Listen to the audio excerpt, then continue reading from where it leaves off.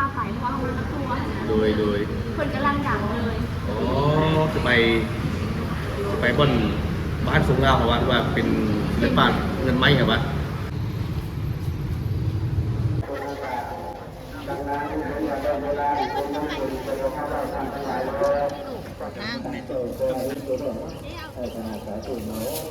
พี่น้องรถตู้นี่เพิ่นมาแต่ทางฝั่งไทยผู้ใดพี่น้องเอ้ยนี่จอดอยู่แถวนี้น่ะรถมีคนทั่วนครหลวงเวียงจันทน์เพิ่นจะใส่สุดขาวพร้อมกันทางเวียงจันทน์เลยพี่น้องสบายดีสวัสดีเด้อพี่น้องทางฝั่งลาวฝั่งไทยต่างประเทศเนาะมีน้องเกี่ยวกับมาใส่บาตรที่พระธาตุเวียงจันทน์เฮาก็ได้มากันตื่นตั้งแต่เช้าๆเนาะพี่น้องตั้งแต่ท้องฟ้ายังบ่แดงเลยคิดว่าสิบ่มีคนพอจะมาพอพี่น้องคนก็พากันมาเต็มเพิ่นสิขายของใส่บาตรอยู่หวังนี้เลยเนาะนี่ขนมเอลเซ่คนกำลังพากันหลั่งไหลมาเลย55,000เนาะบ่ฮอด100 บาทพี่น้องเอลเซ่แพ็คหนึ่งนี่ไงตาเว้นกำลังสิขึ้นแล้ว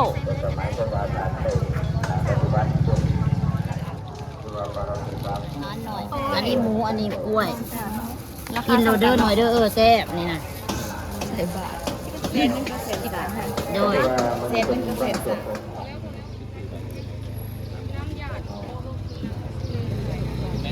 เอาเป็นแพ็คแล้วสิเอาไปส่งก็ได้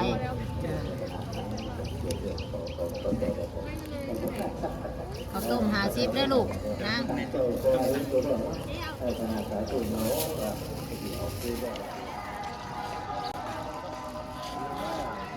ป้าดพี่น้องตอนนี้คนกำลังหลั่งไหลกันเข้ามาเลยเนาะเพราะว่าจะเป็นแขวงสารวันอัตตปือคำม่วนสวรรค์เขตพี่น้องเอ้ยตัวประเทศลาวเลยมื้อนี้นะป้าตัวเกียวย่างไปน้ำเพิ่นกันเลยคืออยู่ฝั่งลาวนะเนาะพี่น้องผู้หญิงนะเพิ่นจะใส่สิญเนาะนี่ใส่สิญแบบตัวเกียวนี่เลยแล้วก็ใส่เสื้อเนาะเป็นเสื้อไหมเนาะนี่แล้วก็มีผู้รักษาความปลอดภัยด้วยนะมีตำรวจพี่น้องเอ้ยตำรวจรักษาความปลอดภัยเนาะแล้วก็มีสาวหนุ่มนักเรียนหลายคน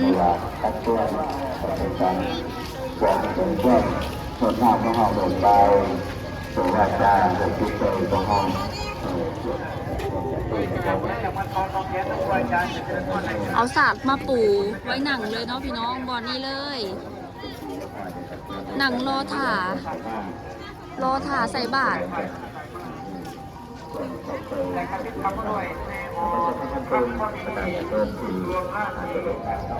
ตอนนี้ผู้คนกำลังเตรียมปูสาดแล้วก็นั่งพากันรอคิวที่จะเข้าไปใส่บาตรเด้อพี่น้องสำหรับเฮาเนาะนี่ขอถ่ายรูปเพิ่นวะ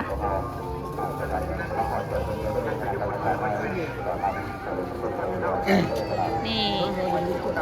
ตัวเกี่ยวก็ได้หลายอย่างเลยเนาะที่จะมาใส่บาตรมื้อนี้ใส่บาตรมื้อนี้พี่น้องมีเพิ่นขนมอย่างก็ขนมอะไรนะคล้ายๆบะจ่างที่ไทยค่ะนะพี่น้องนี่แต่ว่าเป็นใส่หมูแล้วก็มีน้ำแล้วก็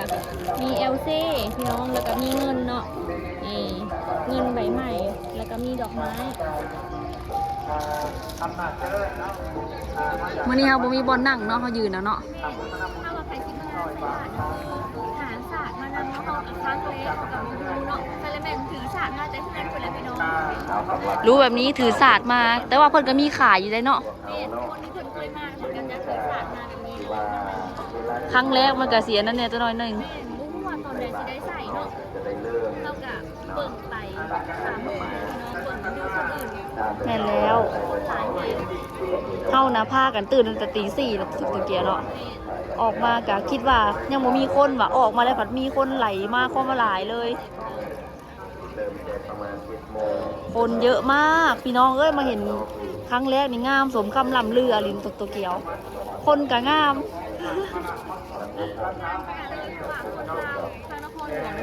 ใส่ชุดลาวใส่ผ้าถุงแบบใส่ชุดประจำชาติเนาะเป็นประเพณีอันดีงามแล้วว่าเบิ่งแล้วก็จะมันงามตาขนาดนั้นแม่น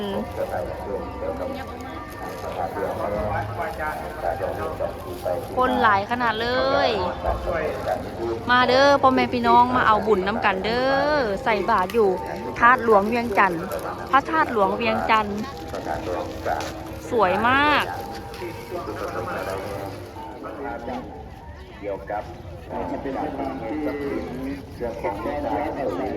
พี่น้องสมัยตะกี้นะอยู่ทางนครหลวงเวียงจันทร์นะเพิ่นสีขี่อันนี้แบบไปใส่มาใส่นะแบบสัญจรนะประเดี๋ยวนี้แหละบ่ได้ไซส์แล้วเพิ่นก็เอามาให้คนที่เกิดใหม่ใหญ่รุ่นพี่น้องมาเบิ่งเนาะนี่เลยตัวเกี่ยวกับมานั่งรอใส่บาตรเนาะตัวเกี่ยวมื้อนี้มีโฮงทานนำ ว้าพี่น้องข้างหลังเท่านี้มีทุกทานนำคนจะได้หลายขนาดเลยเพราะว่าที่ใส่บาตรที่มองนี้เนี่ยเป็นพระธาตุของเมืองพี่น้องมันจะแบบมีด้านถ่ายคลิปมันจะงามเนาะ แม่นแล้ว แปลว่าเมื่อวันที่ใส่ตอนใดคนหาเริ่มหลายเข่าแล้วตอนนี้เนาะ แม่ แต่ น คนงามมีพี่น้องตั้งแต่เมื่อคืนนี้แล้วนะบอลรู้จักนะ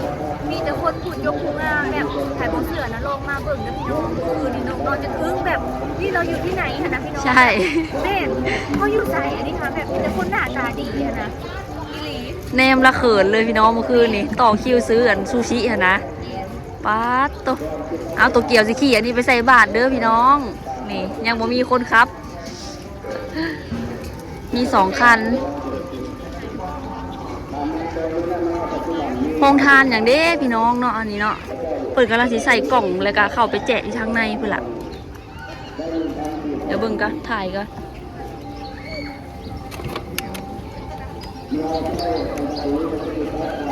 เพิ่นเฮ็ดโรงทานนี่เลยพี่น้องคือพ่อกับแม่เพิ่นนำพากันมา2 คนเนาะแล้วบ่มีคนถ่ายรูปให้และน้องน้อยเนาะเพิ่นบอกให้น้องน้อยถ่ายให้แล้วน้องตัวเกียวแซวว่ามา2 คนแล้วอยากถ่ายรูปคู่อะนะพี่น้องปิดตาแพงขนาดเลยเนาะแบบว่าเป็นคู่ชีวิตกันเนาะพี่น้องมาใส่บาตรทำบุญน้ำกันปิดตาแพงแบบน่าฮักแพงพี่น้องเลยนี่อุ้ยพี่น้องมื้อนี้มีความสุขแพงเนาะได้มาทำบุญอยู่ที่พระธาตุหลวงเวียงจันทร์พี่น้องตอนนี้เฮากะว่าสิพากันไปเริ่มใส่บาตรแล้วเนาะเพราะว่าถ้าสิใส่แบบคนหลายๆแห้งๆมันคือว่าสิสวยพี่น้องเอ้ยเพราะว่ามีคนถ่าเฮาอยู่เนาะไปเฮามานำทัวร์เด้อพี่น้องให้ตัวเกี่ยวเริ่มใส่เลย เวลาที่ใส่บาตรอย่าลืมถอดรองเท้าอย่าลืมถอดเกิบเด้อพี่น้องเพราะว่าเป็นการเข้าร่วมในพุทธศาสนาเนาะแล้วก็เป็นการที่เรียกว่าเข้าถึงการทำบุญพระศาสนาเนาะนะ เวลาใส่บาตรอย่าลืมถอดรองเท้าเนาะตัวเกี่ยวบอก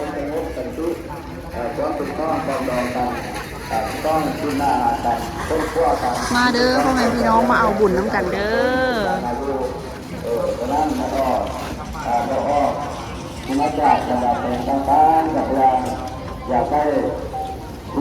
อะไร เริ่มใส่บาตรกันเลยผู้ใดมาอะไรก็อยากใส่ก็สามารถใส่ได้เลยเด้อพี่น้องต่อคิวใส่บาตรเลย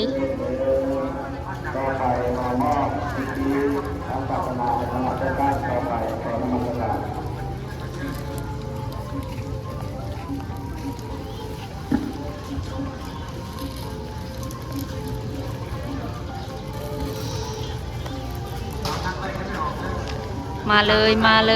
ย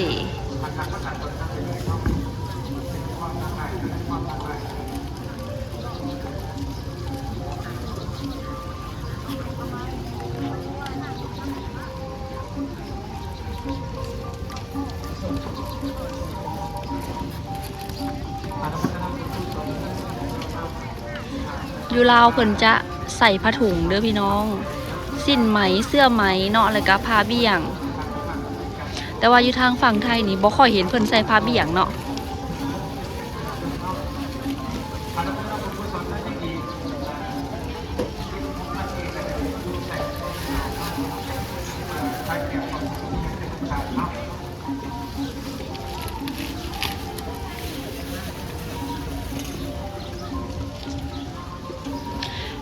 อยู่วังนี่มีทั้งหมด20 บาทพี่น้องแต่ว่าอยู่ท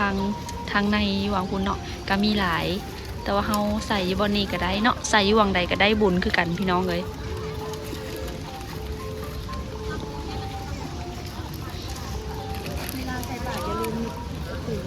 เวลาใส่บาตรอย่าลืมยกใส่หัวก่อนเด้อพี่น้องเพื่อ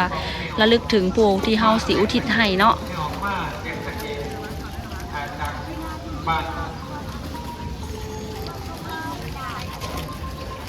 งวัดแห่งเรามันทำให้เราคนมีการทำวัฒนาปัจจัยซึ่งแท้จริงนะครับมาเย็นนะแต่ออกเข้าเอาของมาทำงานมาดีแล้วเนาะดีดาเกนเพราะว่า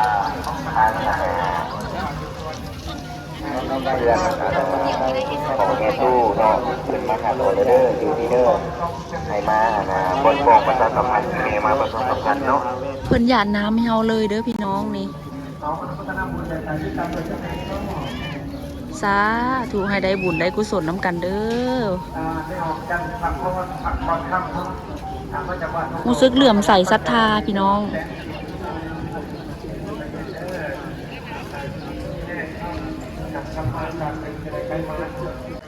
มาเบิ่งอยู่ทางภายนอกเด้อพี่น้อง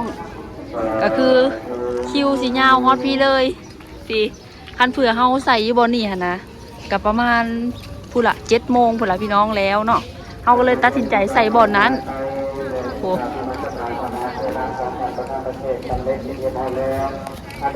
คนเยอะมาก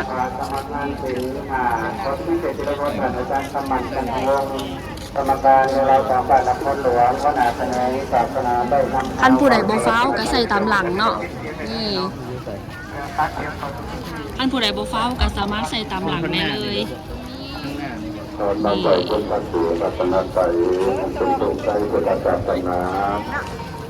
พี่น้องรถตู้นี่เพิ่นมาแต่ทางฝั่งไทยผู้ใดพี่น้องเอ้ยนี่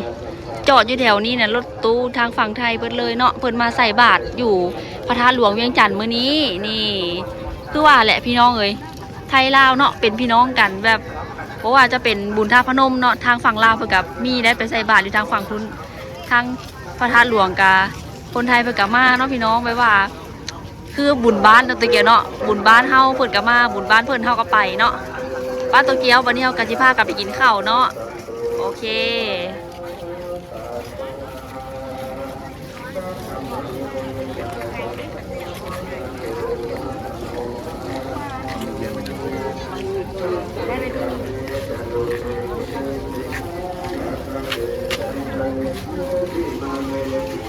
ปาดคิวยาวขนาดเลยถ้าใครแบบว่าถ้าใครรีบกะใส่ทางในถ้าใครบ่รีบกะใส่นี่มาเซาสไลด์แห่งดีเด้อพี่น้องใส่บาทเนาะแบบเขาจะบ่ได้ต่อคิวยาวเด้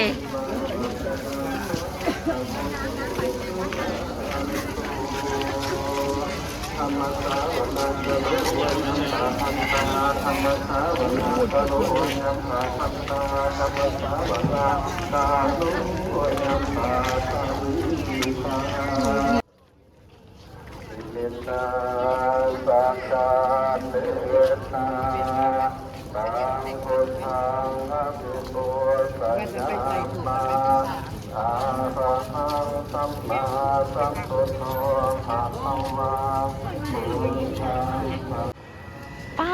ตกพี่น้องเบิ่งแน่คนหลายกระดอนี่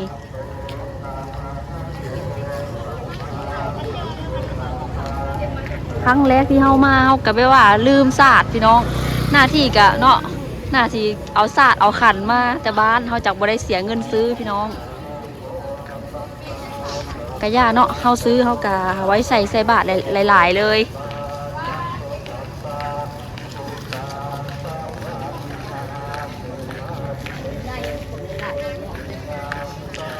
มื้อนี้ล่ะเป็นวันลอยกระทงพี่น้อง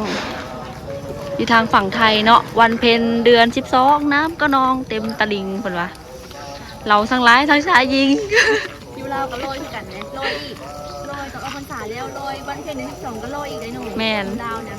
อยากลอยกระทงพี่น้องแต่ยังบ่มีคู่ยังไม่มีคู่ลอยกระทง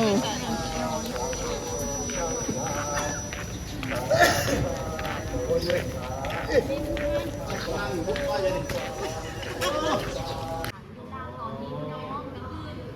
ากระตื่นเต้นเพราะว่ามือนี้คนที่พาไปเพราะว่าเขาตัว โดย คนกำลังดังเลย อ๋อจะไปบ่อนบ้านทรงลาวเพราะว่าเป็นเงินบาทเงินไม้ครับวะไม่บอกนึก เดี๋ยวสิพาไปเบิ่งดูน้องเป็นของพิพิธภัณฑ์ โดย เข้ากับบ่เคยเห็นจักเทื่อ แล้วจบจากตรงนี้จะไปเซตตัวบัดนี้ไง ไปเมืองเฟืองแล้วก็ไปน้ำนึ่งมีแต่บอลที่เราเคยไปเพราะว่าเมืองเคยไปอะไรเลยเนาะ โดย เรียนนี้น้อง โอ้งามแต่งตัวงามเด้อใส่ชุดผู้ไทยผมจะเอาผู้ไทยวะ แม่เสื้อสายสไตล์เลยแล้วแต่เฮามากเลยสุดไหนก็ได้ที่เฮาอยากทราบอยากไปอันนี้น้อง ไปทำเดโบไปทำเดเด้อจะไปไทยสาวเซโนนะพี่น้อง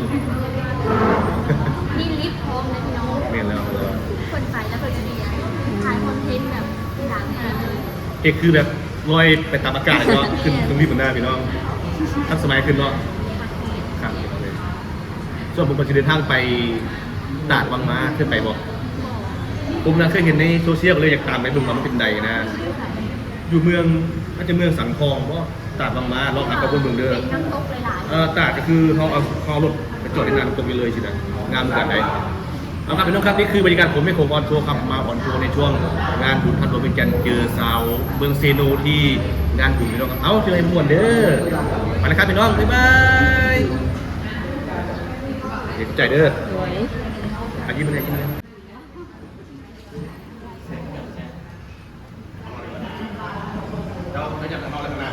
แม่โขงออนทัวร์หากเห็นเพิ่นตัวจริงพี่น้อง จะกินข้าวเลยขนาดไม่ใหญ่เลยขนาดมาเด้อเอาเลยมันยังงามอยู่ยังไม่ได้เลยดูเลยโอเคเข้าใจเด้อโอเคนะ 1 2